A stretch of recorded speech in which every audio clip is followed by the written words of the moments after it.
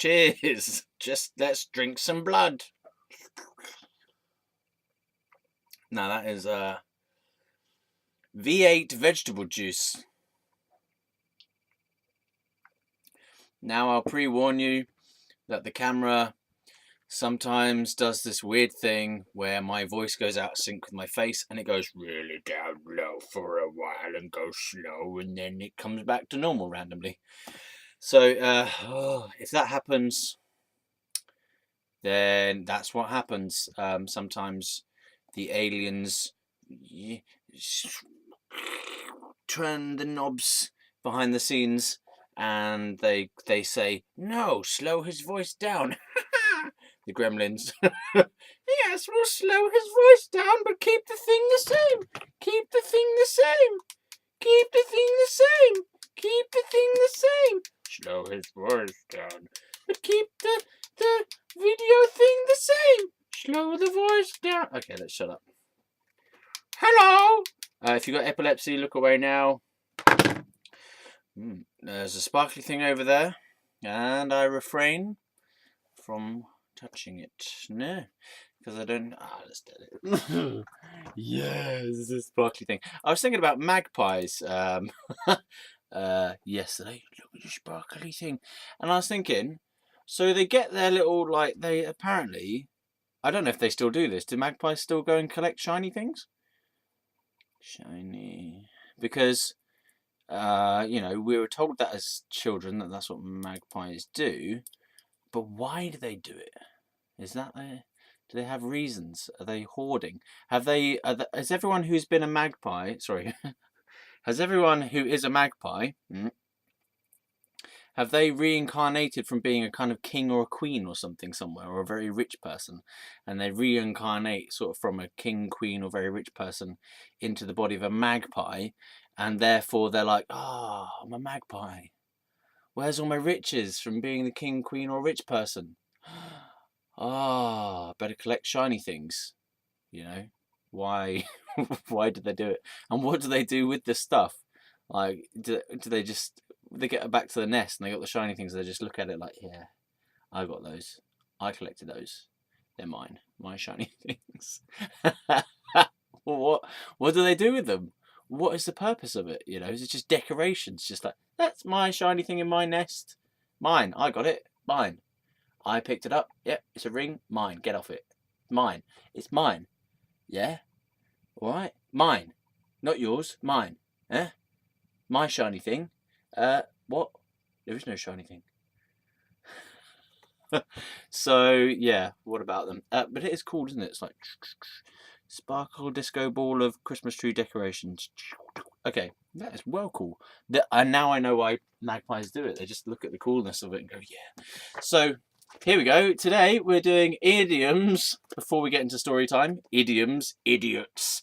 The idiots of idioms. I love these things. Right, let me just quickly tell you a bit about idioms. What is an idiom? Common idiom. Na, na, na. The English language is rich in idioms. Good. What then is an idiom? ? We would define an idiom as a combination of words. Well, there you go. As a combination of words with a special meaning that cannot be inferred from its separate parts. For example, John couldn't say boo to a goose. I could, though. On the face of it, this is a very strange thing to say. Because it is quite possible to say boo to a goose, but who would want to do such a thing? So what they're basically, idiom, the meaning of the phrase is not literal. It's a metaphorical meaning, or it's kind of a code. It's a secret code. So, of course, saying boo to a goose means... well, let's read what it says. John couldn't say boo to a goose. On the face of it, this is a very strange thing to say. Of goo to a goose. Of goo away, you goose. Of course, it is quite possible to say goo, boo, boo, boo, boo to you, boo to a goose. But who would want to do such a thing? Yeah, because geese, they will peck you. Apparently, they've got the force of an elephant in their tusks. The geese.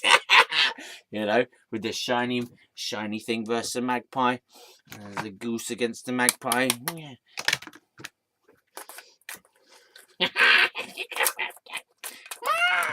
Okay. Oh. I don't know what just happened there. So let's carry on. Of course, it is quite possible to say boo to a goose, but who would want to do such a thing? However, the statement has an idiomatic meaning. Idiomatic meaning, namely that John is so timid that he wouldn't dare to make even the mildest protest. Namely, that John is so timid that he wouldn't dare to make even the mildest protest, however badly he was treated. Clearly, it is impossible to deduce this meaning from the separate words in the sentence above. John wouldn't say boo to a goose. Boo! Yeah, I said it right. Okay, good.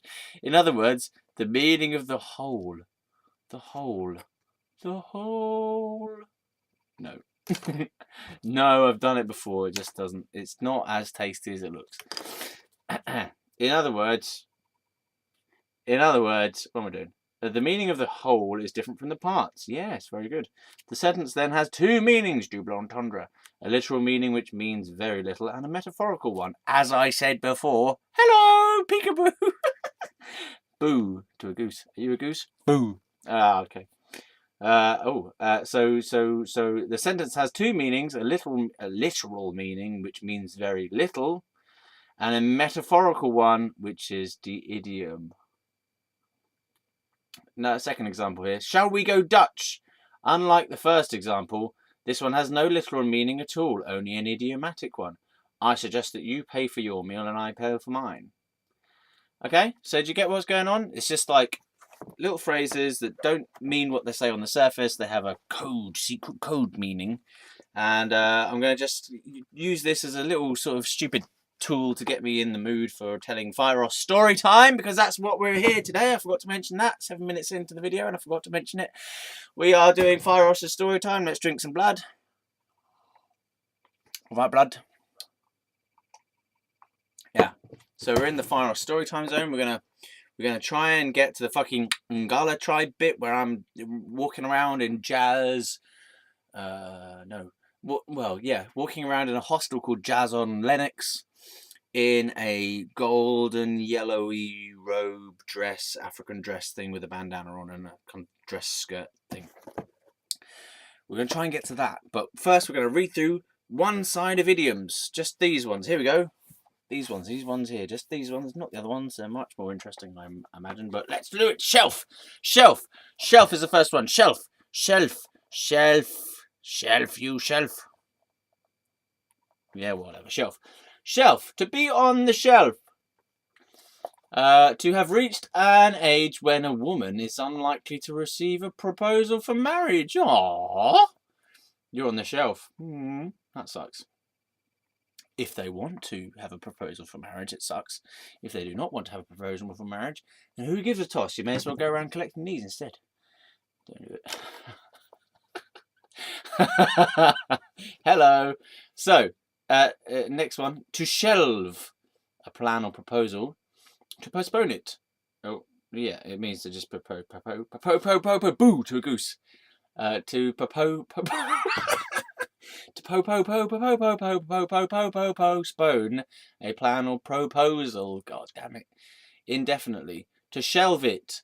Indefinitely, often with the idea of putting it out of one's mind for good. Yes, because in a sense, the stories that I will be telling here today, in a way, by me telling these stories in the Fieros story time, I'm also, this is in brackets by the way, in brackets, I'm also writing a trilogy, 1, 2, 3, of books. No. No. It's too shiny now.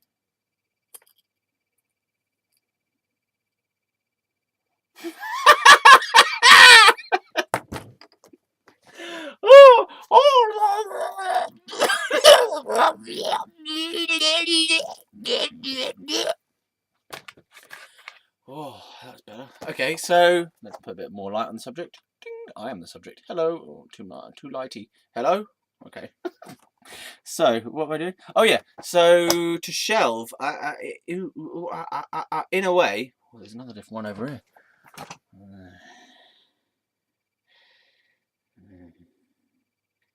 Do it, man. Okay, so now I've got two of them. Balls. So, in a way, by telling the stories that I'm telling here today, and also in my trilogy of books, 1, 2, 3, called Psych Wards, Psych Ward 1, 2, and 3. The first one is available online on lulu.com. Bing, bing, bong. www.lulu.com. No, don't take the... Ooh, erasable. No. So, erasable pen. Okay. What am I doing with my life? Let's just have a moment. Let's put it on the shelf. Blood music. Blood music. Blood music. Why is that? What is that? It's weird.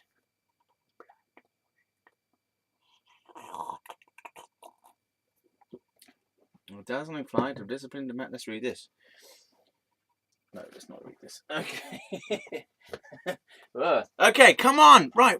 So, in a way, by writing my books about this period in my life, the psych ward period in my life, and how I got to be incarcerated in a psychiatric ward for a certain period of time in my life, and then a little bit of the time afterwards where I was really depressed and suicidal for like 5 years of my life.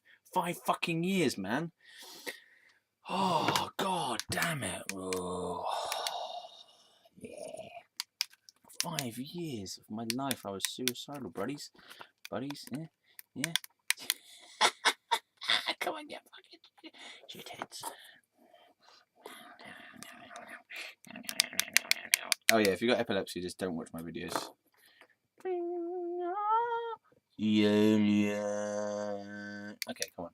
So yeah, by telling my story, in a way, I want to shelve it, not completely, because it's obviously a part of me, that's part of my life story that happened, and I don't want to get rid of it completely, but I want to be done with it to a certain extent. You know, I'm not fully done with it. It's still a little bit too difficult for me to talk to in normal conversation. I'd like to be able to talk about it freely in normal conversation, and I'd like to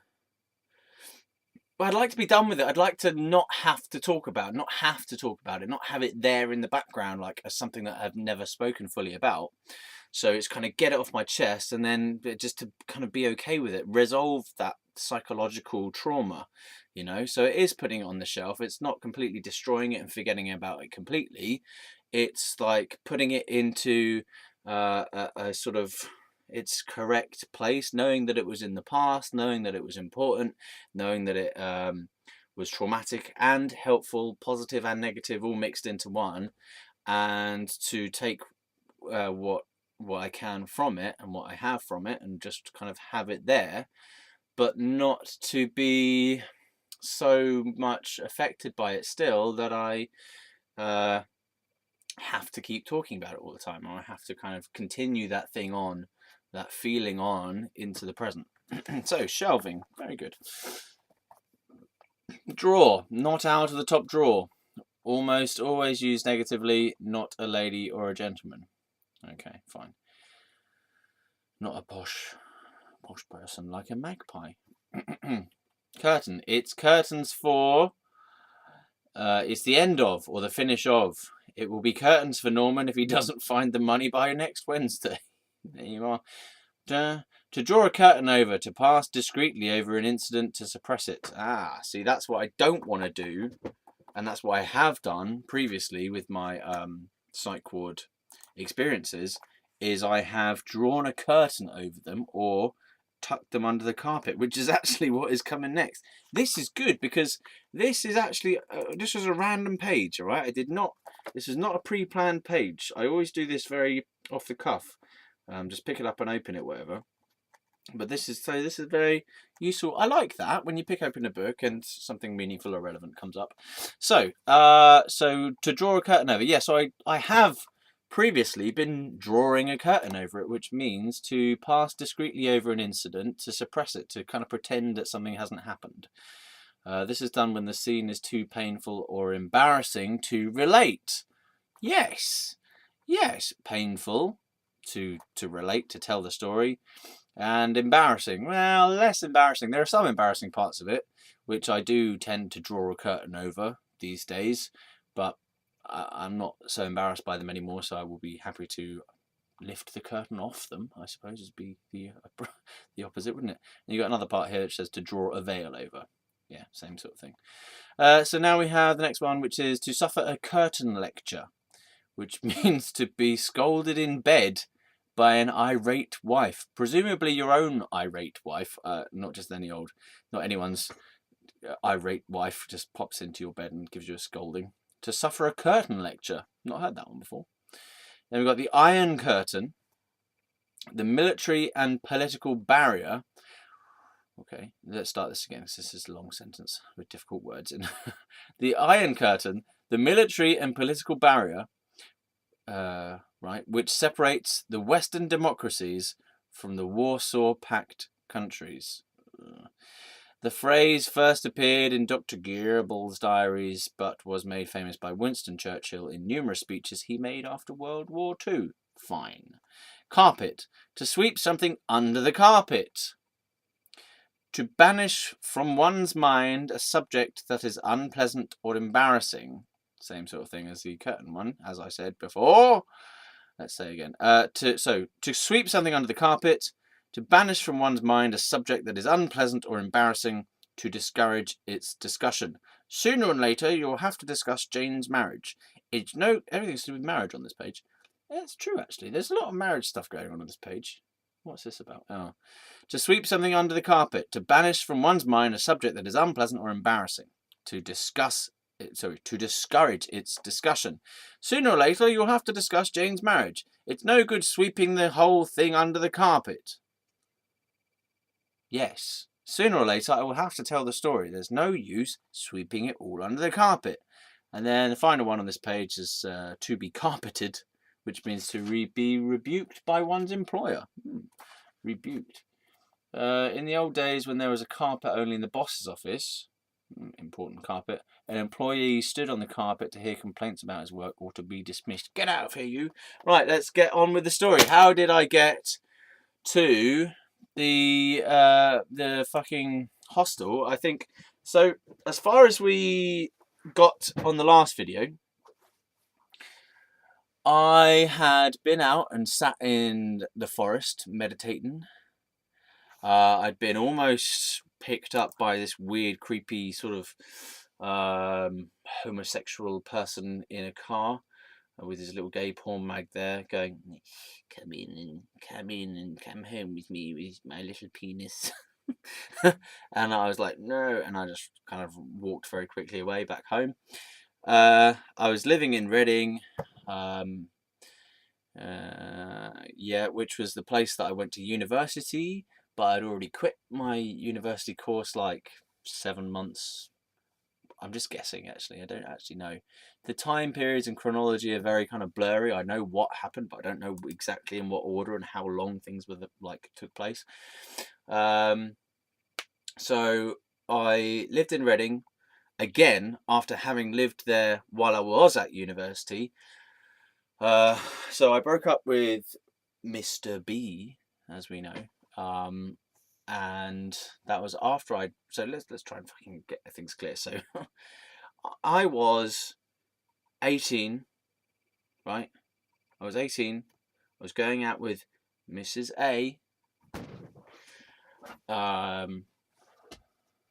Then we broke up because she cheated on me with this guy at her university. And I went round and like I could see that she was flirting with this guy. And I was like, you're trying to sweep it under the carpet. And I was like, nah, I know that something's going on here. This is like, she flirts with this guy the way that, or she interacts with this guy the way that she interacts with me. So it's like, or used to interact with me. So I was looking at the situation going, nah, come on. This is not just like flirty stuff. This is more than that. This is the thing. And she was kind of there.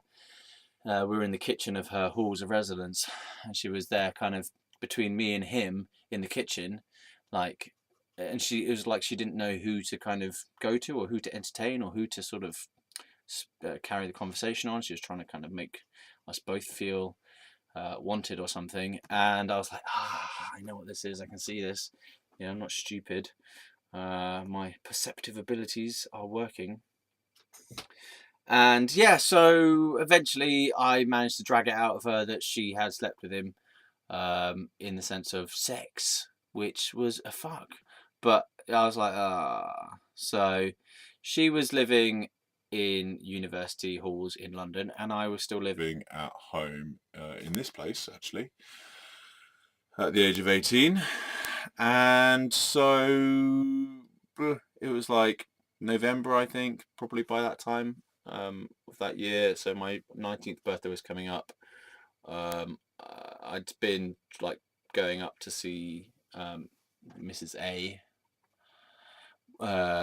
like on a weekly or so basis to hang out with her and have sex and stuff. But she'd obviously been sleeping with this other guy, and they'd been playing strip poker, and I don't even know what had been going on. But obviously, they were living in halls together, and they fancied each other, so it was very easy for them to just crack on, which is a bit of a fuck, quite literally, for me, because, well, not a fuck for me. What a bitch, actually, thinking about it, because she was probably sleeping with him, and then when I came over to spend time with her, she was sleeping with me. So she was two-timing me. Well, I know she was cheating on me, but what a bitch. I just realised that is a bitchy thing to do. What a bitch. What a fucking... How can you do that? I can't do that. Maybe I can't do it because she did it to me. I can't do that to someone. I can't sort of feasibly have that in my head where the other person doesn't know the situation. I just can't do it. If I was sort of two-timing someone, I would feel like... I don't know, I'd feel like in order to keep the relationship, both of them, whatever they were, truthful, or so I feel like I'm being truthful to myself and truthful to the people around me, I would feel like I'd have to fucking tell them. Probably. I haven't done it, so, The last time I did something anything similar like that was I had sex with two girls on the same weekend, separately, much to my chagrin. Yeah, and I didn't tell one of them. I didn't tell either of them, and then I did tell them, and they weren't very happy with it. So yeah, I felt pretty guilty about that. I was like, but there was nothing. It was never anything. I'm justifying myself now, but yeah, but there was never anything like relationshipy. It was only there was no pretense or no. Why am I trying to justify myself to you? I did what I did, and I did what I did. That's what I did. Anyway. Back to the story. So, I was 18. My relationship with Mrs. A had gone down the pan. Also, one of my band members from my band at the time, which was called Silent Dawn, one of the main band members had left. So, the band was down to 3 people, me and the other 2, drummer and bassist, and so I was like, fuck, 2 very important people in my life had just kind of off they've gone. And I was like, but I still had my band, effectively. It wasn't the same, and it didn't really last very long after that, actually. It lasted about a year after that point, maybe even less. Because the bassist ended up quitting fairly soon after, and the drummer was like still doing his A-levels at that time. So it was just, didn't work. Anyway, so let's try and move the story on sequentially bit by bit. So that had broken up. I'd finished working at Legoland because the season was over, because the season ends in November, I think. Yeah, because they have fireworks and stuff, and then it's season ends. And I'd saved up a bit of money. I'd had like 800 quid in my bank from the end of the Legoland season. But that wasn't going to last very long, and it wasn't lasting very long, and it was like dwindling away because I still had my car to pay for. I had to pay for the fuel and, repairs and whatever. My parents were paying for my insurance and tax, I think, at the time, because that was just the situation. Yeah, so I needed a job, basically, is what I'm trying to tell you. I needed a job, and the bassist in my band, this is while the band was still together with a three-piece now at that time, the bassist was working in a restaurant. It was an Outback Steakhouse in Staines, and he advised me to go in and put my CV in there because they're looking for people. So I did, and then I did this little personality test thing that you have to do, fill out a load of questions and kind of tick the box that you think is the right one to tick. And so I did that, and yeah, I got the job. So this was my first kind of full-time job that, like, it wasn't seasonal. You know, with Legoland it was seasonal, so you would go from April till November, or March till November or something. And because I'd only ever done that job whilst doing school, so I would be doing weekends, weekends, and then when the summer holidays came along, it would be full time. So it was never really a sense of like full-time job all the time, you know. So it's my first full-time job at the Outback Steakhouse. I was a waiter. I also got trained on the bar. I hated the bar. The bar gave me anxiety, and I didn't understand why the bar gave me anxiety. Like, I'd never had anxiety before, and I didn't have it when I was a waiter. I think it's to do with being trapped behind the bar. Like, when you're a waiter, you're just kind of walking around free, and you can go anywhere. Like, you could even go outside to the outside bit.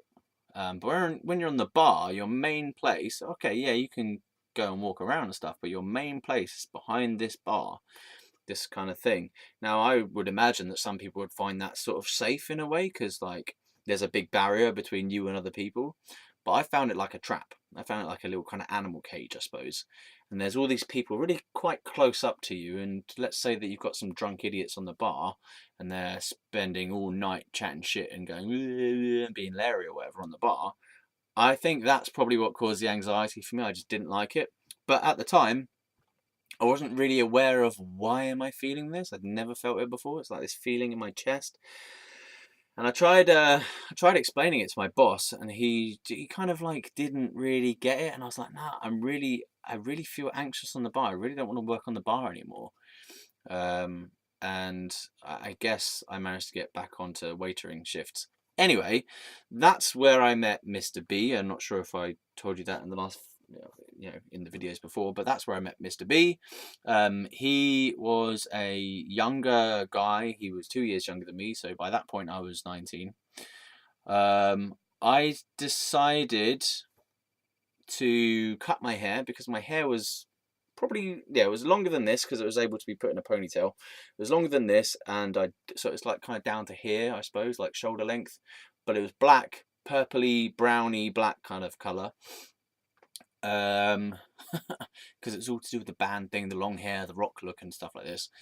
And so I had that, and I'd said to myself that in order to get over Mrs. A, right, in order to get over her, I wanted to kind of wait until January. I wanted to wait until New Year's to put a like little time point on it, kind of thing, because I really missed her, and I really wanted her to come back. I was hoping that, that kind of vain hope where you're just like, oh, please come back, change everything, dump the guy and come back to me, that kind of thing. I was feeling like maybe she will just end it with him and come back to be with me, please. And obviously she didn't, but I had given myself that little sort of mental thought process of, okay, let's give her some time, maybe she'll come back. I didn't really do anything to try and get her to come back. I was just hoping and waiting, and I think we stayed friends. I think we stayed in contact during that time, but I wasn't really I didn't do anything. And what can you do in that situation, and why should I really try and get someone back who's cheated on me? So whatever. She didn't come back, so I'd said, right, okay, what I'm going to do is New Year's, if she's not back, that's it. I'm going to start again. I'm going to move on. I'm going to look out into the world again, look out to who's there and what to do next. Who to do next. Boop. Let's drink some blood.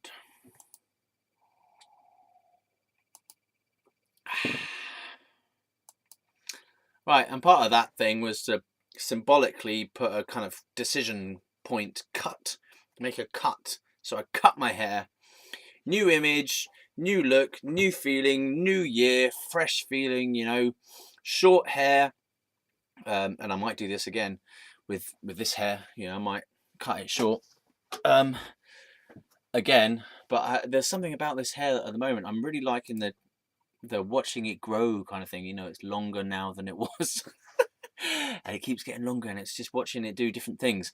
So I'm watching it at the moment, and I don't know what to do about it. I don't have a reason to cut it off at the moment. I have had this style previously where it's short and spiky, and this was actually the style that I put it in when I first got it cut from the long length when I was getting over Mrs. A.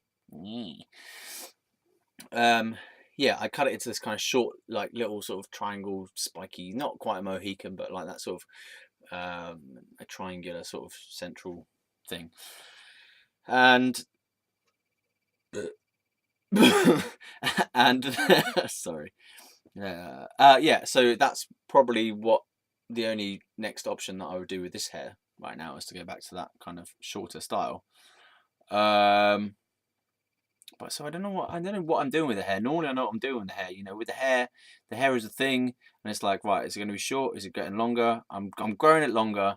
I know I'm growing it longer, and I'm looking at it, but I have no. It's not really a decision to grow it longer. There was a part in my life where I was like, I'm growing my hair, and I'm growing it as long as I can, and and because I was in a band and I wanted to grow the hair to have the long hair for the band and all this stuff. And now I'm just growing the hair because why not, really, I suppose. I like the blondness of it at the moment. It's not been this colour before. I'm liking the very blondiness. I don't know. It's sort of to do with my ex, if I'm honest, but I don't know how it's to do with my ex. It's like the last time I saw her. It's not the last time I saw her though, so I don't know what the hell it is, because I saw her on the street, right? My most recent ex. I saw her on the street, and I'd literally just got a haircut. So I was looking pretty fresh. And so I saw her on the street. I'd had a haircut, and since then I haven't had it cut. Right? And I've been thinking every now and again, oh, I really need to get my haircut. Oh, I really need to get my haircut. And people have even said to me occasionally, I don't like your long hair. Why you got the long hair? I'm like, shut up. Yeah, I'll cut it. I'm not really going to cut it. I'll cut it when I want to cut it, not because you said cut the long hair off. Cut the long hair off, would you? Shut up, you. What's it got to do with you? Why don't you grow your hair long? Why don't you trade with me? Yeah. So I don't know what it's about. But it's to do with the ex-girlfriend, but I don't know how. It's a mystery. The hair is a mystery at the moment. You're trying to work out what is it. It's like it's got a meaning to it. I'm growing it. Why am I growing it? How long am I going to grow it for? When am I going to cut it? Why hasn't it felt like it's the right time to cut it? You know, I've had the money to cut it. Sometimes I don't cut my hair because I don't have the money to cut it, but I have got the money to cut it. What's wrong with me? Why am I not cutting it? Why don't I want to cut it? Why do I want to grow it? Do I want to grow it? Am I just lazy? What is it about? What's the hair about, loves? Anyway, so back in the old days when I was trying to get over Mrs. A, I said, right, New Year's Day, I'm going to have a haircut and cut my hair off and put it back to this, or put it to the short style. And then, because I'd had my haircut, right, I looked better, for one thing, in terms of attractiveness. Depending on your preference, obviously, some people like the longer hair look on a guy with the beard thing and the long hair and the beard and the long beard and the hair and the long beard. You know, the hairy man, the hairy Neanderthal man. Yeah, but this guy who I was working with, Mr. B, the man himself, the younger guy, he was 17, I was 19, he was 17, I was 19. I had the short hair, he also had short hair.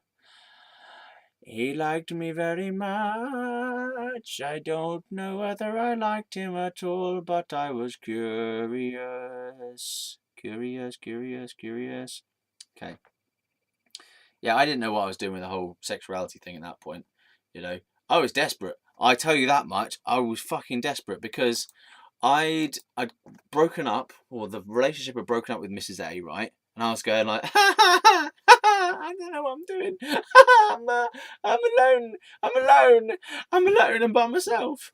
And I was really like, shit.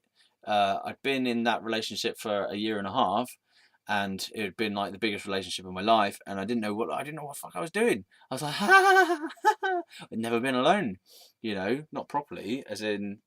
So I'd been in that relationship, and then before that, I'd been in a very short relationship.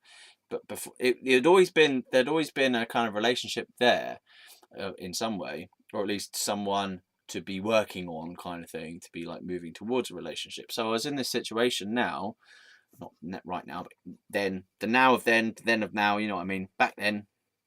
So I was in that situation where I was single, and it didn't seem like there was actually any options for anyone around me. Like, there was this one girl, she was cute, but she was already in a relationship, and she was kind of fucking my friend on the side as well. It was weird.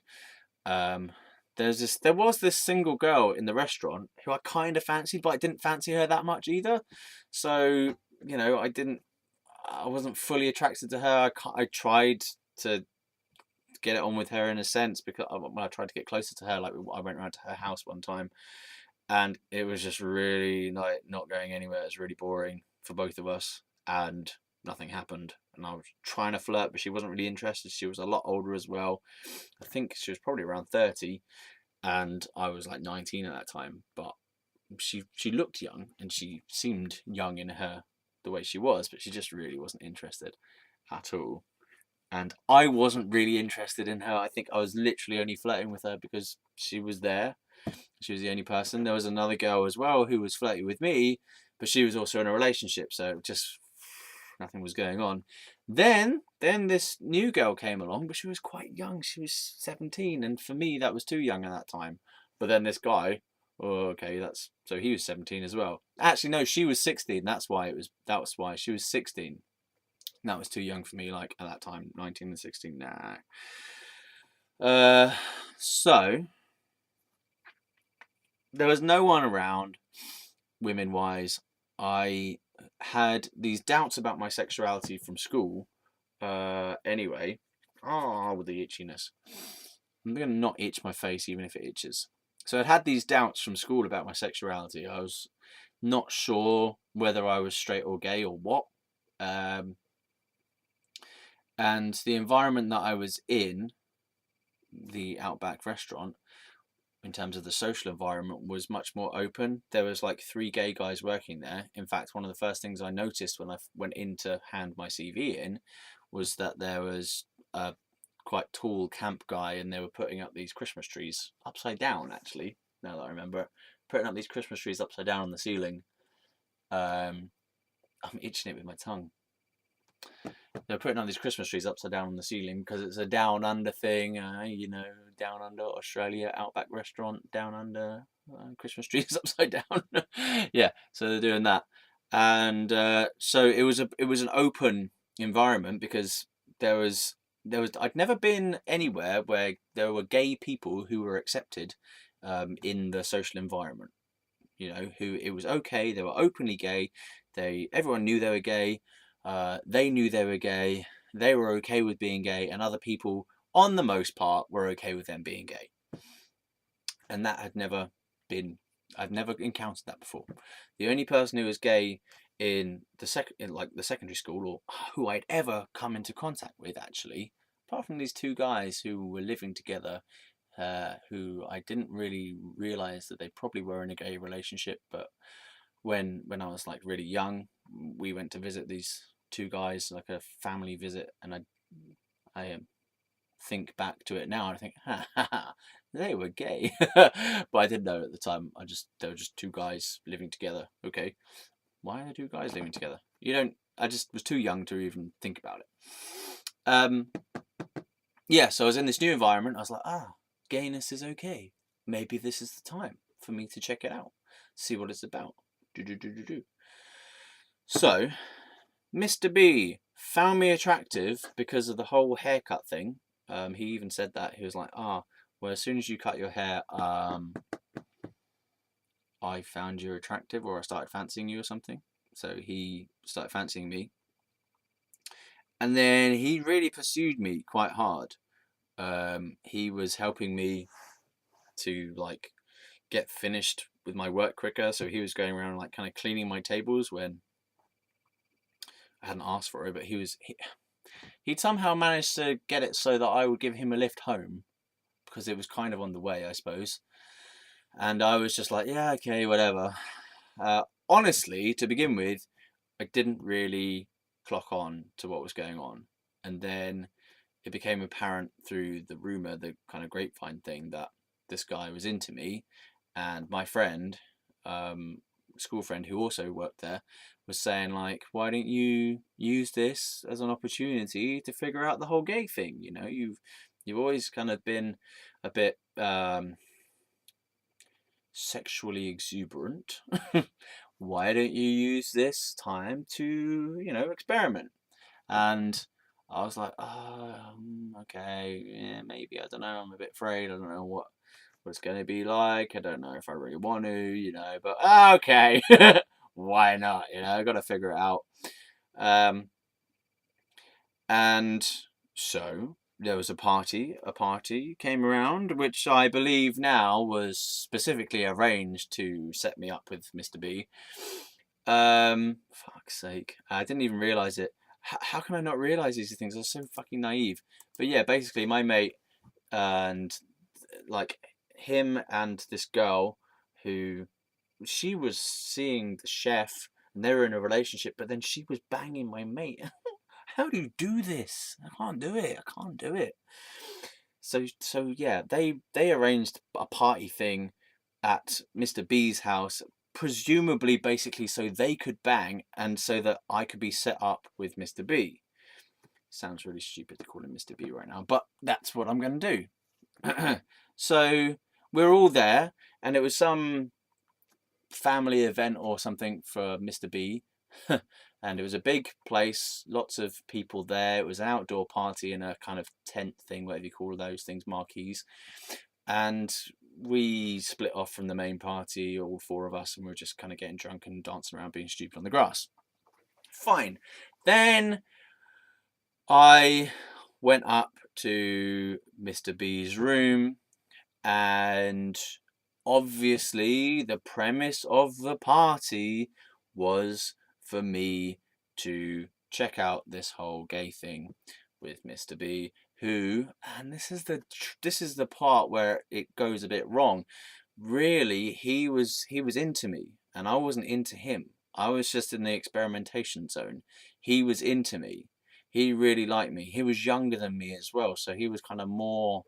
When you're younger and you're like a teenage idiot, you can get really kind of obsessive, and he was at that kind of point of still being in that obsessive, possessive, jealous kind of infatuation zone, and I was in the place of I don't know, I'm just trying this whole new thing out right here. He'd been gay to his own knowledge since he was like, I don't know, I can't remember, 5 years old. He'd known, or he'd known from a young age, and I'd never known. I'd always just I'd never had a label for anything sexual until those labels were imposed by the outside world when I got into secondary school, or maybe a little bit in primary school. But labels on all sexuality terms, expressions of sexuality, whatever, I'd never had any labels for it. Like, it had all just been kind of experience that I'd, playing around with other kids of my own age, in I suppose, a sexual way, but it wasn't ever really seen as anything. It was just what kids do kind of thing. I don't know, they're just sort of looking at stuff and poking things. Just, whatever. And then this sort of language of sexuality and this judgment of sexuality came in when I was at secondary school, and gayness was suddenly a thing which had never been a thing before. So I started to kind of conform my behavior to try to avoid showing any signs of this gay thing, which it'd never been a thing before. It never had a name, and it was never important at all beforehand.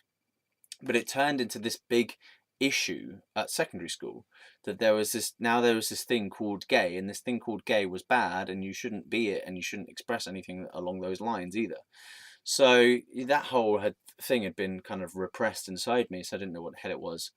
And I now have this complex about it that I'd never had a complex about it before, and it had never even been. I'd never even seen it as an experience or as a thing. It'd never been. It'd never been a thing, and it wasn't even a thing. You know, it was just part of growing up and being a child and just experimenting. You know, I'd never sort of gone, right, I know that I'm gay at the age of 5. Go, right, that's it, that's what it is. I'm gay, and I'm going to be gay for the rest of my life. It was never that. And however, Mr. B had known, and I've met so many gay people who have known that they've been gay, and I'm like, in a way, I'm jealous. I'm like, well, why didn't I know? I've never known anything. Never known anything. I don't even know now, and I don't care. I really don't care. I don't know. I don't care. I fancy women, but I don't. I suppose I only know that I fancy women when I fancy a woman, if that makes sense. So strange. It's like I don't put any label on it. I really don't put a label on it, and then a hot woman comes along and go, hello. You know, I don't labelize it. It's so strange. So it's like I like trifle, but I'm not going to go around calling myself a trifleist. Do you know what I mean? Why do that? I know that I like trifle. I don't have to kind of. But I'm a trifleist. Are you a trifleist? No. So yeah. So Mr. B fancied me. We went up to his room. He gave me a hand job, but it would let's slow down. So we were in the bed. He was over there. I was here. He was saying, what did he say? Oh, he said, well, I'll just be over here then. You know, I'll be here if you want me. You know, it's up to you. I'm just gonna lie here. I was like, cheeky fucking git. Okay. I was like, oh, okay, fuck's sake. This is why I've come here. So this was the purpose of this meeting. I'm trying to fucking figure this shit out. All right then, come on. Let's fucking, you know. So we had a hand job mutual masturbation thing, and yes, I suppose it was enjoyable in a way. It was weird. It was very pungent. I suppose is the word, pungent. Not because it stank. There's a lot of smell involved in a man. You know, they're pungent. So there was a lot of odour. Not a bad odour necessarily, but a lot of odour. And overall, it's not an odour I particularly like. It's too much. And there was all these bristles going on as well, with the bristly face thing. You know, and I'm not a fan of that. The penis, I'll tell you what though, the penis is a marvellous thing. It is a marvellous thing to hold. Big one as well. He had a big one. I was jealous. I was so jealous. Oh, how come you got a big one? I got a medium one. Why have you got a massive one? I got normal. What I know is normal. It's not tiny. It's not massive. It's in between. I've got a medium-sized penis, and you got a giant one. How come you've got a giant one? So he had that. And I was like, oh, fucking. Maybe that's why I got rid of him in the end. Just giant penis. So yeah, so we did that, and I tell you what, I don't think I actually made sense of it. I didn't make sense of it. I didn't process it. This is what happened, right? And I'm going to blame it on him because I was too fucking stupid to know what the hell I was doing. I'm going to blame it on him. He forced me. He didn't force me, but he was very persistent, and he was very pursuing of me. He really pursued me a lot, and I just went, yeah, all right, whatever, you know, okay, fine. I didn't feel like I was actively making a decision. That's the part that annoys me.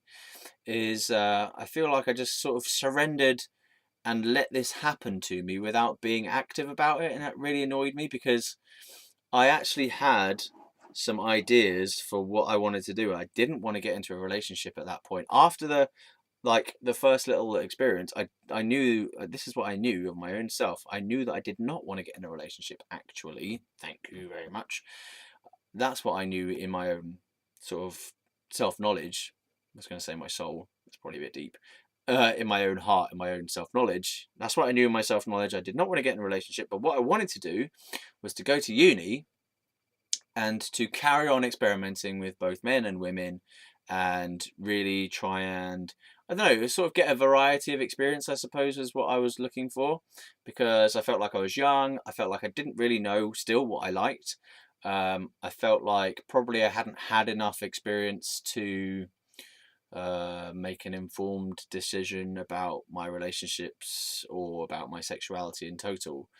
But what happened is I got derailed from that by this persistent person who really, really fancied me, who really, really wanted to be with me, and who kind of like monopolized me, just kind of gobbled me up and took me into his little fucking world. Because I suppose I liked the attention. And it was something I was really desperate. I was really desperate at that time, to be with anyone. Something about being alone after being in that relationship. I just felt suddenly really needy. I felt really depressed that I didn't have a relationship, and that all of my flirting with all the women around me was going fucking nowhere. I felt really depressed, and I suppose I couldn't handle that feeling. I wanted to check out the sexuality stuff, and ended up getting with Mr. B. In hindsight, I feel it was a mistake to have allowed it to go on so long, because the relationship was really traumatic. It really wasn't a nice relationship overall. And I could do the whole bullshit thing of saying, oh, well, you learn things. Yeah, you do learn things, but I'd rather have not learned it, actually. I'd rather have not gone through it. Oh, yeah, but everything bad that happens to you, you learn from. I'd rather not have learned it. I'll be honest. I would rather not have gone through that relationship, okay? That's the learning I've taken from it. I wish it had never fucking happened. I still wish, to this day, that I had had the first experience of the hand jobs together, right?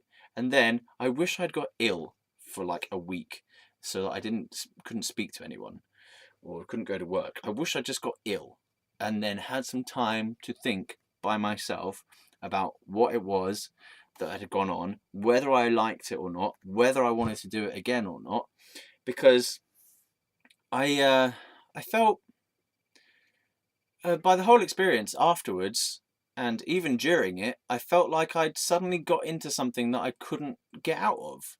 Like, it took me 2 years to finally manage to summon the strength to get out of that relationship. To really, I kind of really had to summon a hell of a lot of strength to realize that this was definitely not what I wanted. And I had to summon so much spiritual strength to get out of that relationship, because he was so possessive and he had isolated me so much, because I'd lost my own bearings about what I wanted. I had to just kind of, I think that's where my mental health breakdown came from, was that relationship just really broke me. It broke me apart. It broke me, and I felt the only way, I suppose, that I could escape that relationship was to be completely different and drastic. And I kind of just broke. I just snapped. I just sort of stopped behaving in the normal way anymore. Completely. Just like overnight. I read this book by Eckhart Tolle, which gave me some kind of new insight, and then I just completely changed overnight. Started on a whole new different spiritual path, and that was it for that relationship. So I quit my uni course from Reading during the end of that relationship with Mr. B. I come to live back here. I was spending time here. not really knowing what I was doing, and still a bit wrecked by the whole relationship. I met up with Mr. B a couple of times and just tried to reconcile our differences, and he was still trying to get me to come back. Fucking dick. Yeah, but that finally ended. But by that point, things were very different, and I didn't have a job either, because I'd gone from the Outback restaurant to uni, to quitting uni, to then no job, and I was being a busker, and that was about it. Doing a bit of waitering work, civil service, I think. So yeah, and then I'd gone back to Reading to stay for that month that I spoke about before, where I was in this place with Dan, with his beers and The Simpsons, watching The Simpsons, playing the drums, sitting there looking at the clock, watching the time pass, doing a couple of gigs with my guitar, doing a bit of busking probably as well, doing a bit of artwork, meeting this other lady called Denise and spending time with her, and walking around in the parks and just watching the world go by and things like this. And then I went to the meditation tree, sat under the tree, fell asleep. I was searching for my life's purpose as to what to do next in my life. Came upon the realization that I had to go to America, and that was the next thing to do. So then I had to make that happen. So I sold my car to my mum for £800. So that was 800 quid that I had. I suppose I did some work as well. I must have done some work to get some money, because I ended up having, it was like £1,500 or something. How much did it cost to get to America? I don't know. Did I have savings? I think I must have used savings as well. Yeah, I must have used my childhood savings. I think I used some of my childhood savings to go to America. And man, really was really stupid. I was trying to get in for some kind of like I was trying to emigrate there originally. I thought that I wanted to like actually move there, and I sent these emails to the US Embassy saying, I've been told by God that I need to come to New York in America, and because it's by God, you should let me in and you should let me stay there. And I never got a reply back. But I knew that was never going to work. But I thought it was worth a try, innit? So that didn't work. So I sold my car. I got some savings. I did a bit of work to get some money to go to America. What else? I really need a wee at the moment. Everyone around me was trying to convince me not to go, because they thought I was nuts. They thought I was going insane. And they thought it was insane for me to go. And I wanted to be homeless as well. I wanted to try out being homeless. I wanted to get into a Buddhist monastery. I had all these weird ideas about what I wanted to do when I was over there. I wanted to go over there. I genuinely wanted to go over there and be like a sort of vagrant, wandering, vagabond type hobo person. I just wanted to experience that. And I had wanted to experience being a homeless person since I was at uni. I wanted, because I'd always spoken to homeless people, and I'd always felt like overprivileged in some way, and I wanted to experience suffering, was the actual words that I thought to myself in my head. I was like, I've never really experienced hardship. I've never experienced financial hardship. I've had everything given to me in my life, My parents paid for my car. My gran bought my car. Sorry, my gran gave me my car for my birthday. My parents paid my tax and insurance and MOT and stuff for my car. Everything's been kind of given to me on a plate, and I wanted to experience suffering. I called it suffering, hardship, being lost in a sense. I wanted to experience not easiness and having everything given to me. I wanted to sort of experience what is life really, what is a true life, what is life like when your support systems aren't there, when you have no protective kind of coziness around you. I wanted to experience what is true life, bare life, the hard, raw facts of life. I wanted to experience that. Now, Mr. B would not let me do this while I was at university.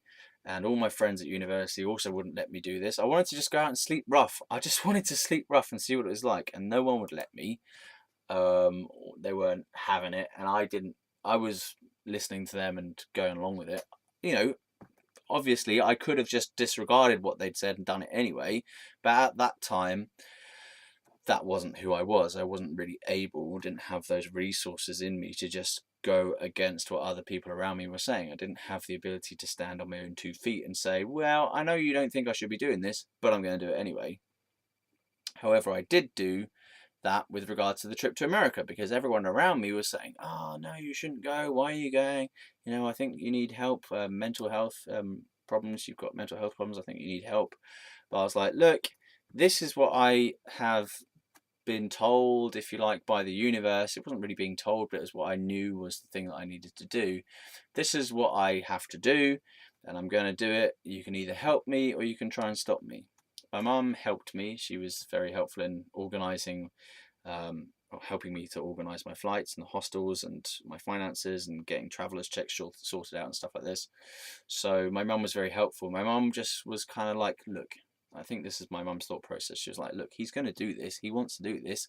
You know, we may as well help him do this as safely as possible rather than trying to stop him do this. Because if you're going to try and stop him doing it, he's going to do it anyway, and you're just going to make things worse. That's what my dad was trying to do. My dad was trying to kind of cling on to me and stop me from going away, and you know, whatever, and trying to get me sectioned and things like this instead. And my mum was just kind of there, like, okay, let's do this right and do it well, and we'll get you over there and we'll make sure you're safe, kind of thing. So I really need a wee, and so I got to America. The final thing I'll say in this video then is I got to America. I got to the customs bit, whatever you call it. Like, do you have anything to declare? That little bit where you're in the queue, you're just coming through passport control, whatever it is, customs thing. And I was standing there, and they're looking at my passport, and the guy asked me, "What are your intentions here? Like, what have you come here to do?" And I said, "Nothing." They're like, "What do you mean nothing?" I was like, "Oh, nothing, just drift about." And they're like, "Uh-huh. Really? You're not going to work?" I was like, "Nah, man, I don't want to fucking work." I didn't swear, but I was like, "No, I don't want to work. I just want to, like, drift around and look at things." And they went, okay. And they just kind of looked at me weird and just let me in.